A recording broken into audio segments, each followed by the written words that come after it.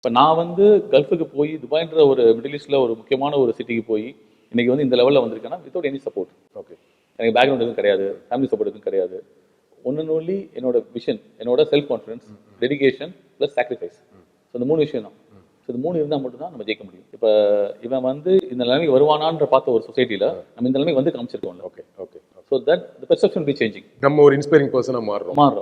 ஒரு நார்மலான ஒரு பர்சன் அப்டாமலாக மாறணும். Okay okay. இன்னைக்கு நான் இப்படி இருக்கேன். இன்னைக்கு என் கம்பெனியில் வந்து 25 எம்ப்ளாயிஸ் இருக்காங்க, இல்லை 45 எம்ப்ளாயிஸ் இருக்கோம்னா நெக்ஸ்ட் இயர் என் கம்பெனி எத்தனை எம்ப்ளாயிஸ் இருக்கணும்? என் டர்ன் ஓவர் மேட்டர் கிடையாது. எத்தனை பேர் நம்ம வேலை கொடுக்கணும், எத்தனை பிஸ்னஸ் நம்ம முடிக்கணும், எத்தனை சேல்ஸ் நம்ம முடிக்கணும். இப்போ நான் ரியல் எஸ்டேட்னா சேல்ஸ் எத்தனை முடிக்கணும்.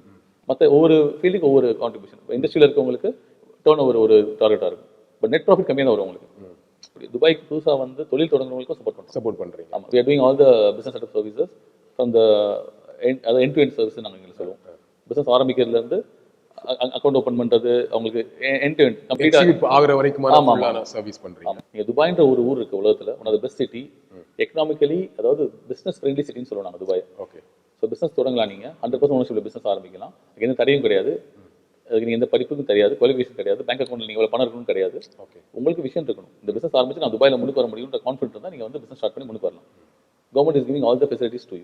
ஒரு நம்ம மணிக்கு எவ்வளோ செலவாங்க சார்? அது நான் ஒரு எக்ஸ்போர்ட் கம்பெனி 10 lakhs வரும், அவ்வளோதான். மேக்ஸிமம் 10 lakhs வரும். ஒரு ஆஃபீஸ் பார்த்து உங்களுக்கு பேங்க் அக்கௌண்ட் ஓப்பன் பண்ணி, லைசன்ஸ் ஓப்பன் பண்ணி, உங்களுக்கு வீசா எல்லாம் சேர்த்து நான் சொல்கிறேன். நம்ம ஒரு சீப்பாக இருக்கு. ஆமாம். நான் ஆஃபீஸ் ஒரு வருஷத்துக்கு ஒரு வாடகை சேர்த்து சொல்கிறேன். வாடகை சேர்த்து 10 lakhs இருந்தால் ஒரு பிஸ்னஸ் எக்ஸீட் பண்ணி ஓரளவுக்கு ரன் பண்ணி சக்ஸஸ் பண்ணிட முடியும், அந்த இடத்துக்கு வந்துட முடியும். ஆமாம், நீங்கள் ஒன்றும் இல்லை, ஒரு எக்ஸ்போர்ட் தேங்காய் எக்ஸ்போர்ட் பண்ண நினைக்கிறீங்க, ஒரு வெங்காயம் எக்ஸ்போர்ட் பண்ண நினைக்கிறீங்க, எக் எக்ஸ்போர்ட் பண்ண நினைக்கிறீங்க, ரைஸ் எக்ஸ்போர்ட் பண்ண நினைக்கிறீங்க.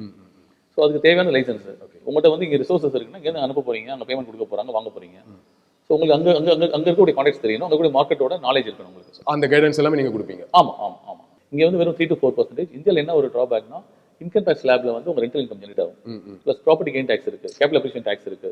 ஸோ எல்லாத்துக்குமே டேக்ஸ் இங்கே கொண்டு வந்தாங்க. ஸோ துபாயில் எதுவுமே டேக்ஸ் கிடையாது. ஓகே. ஸோ உங்க வருமானம் உங்களுக்கானது, அவ்வளோதான்.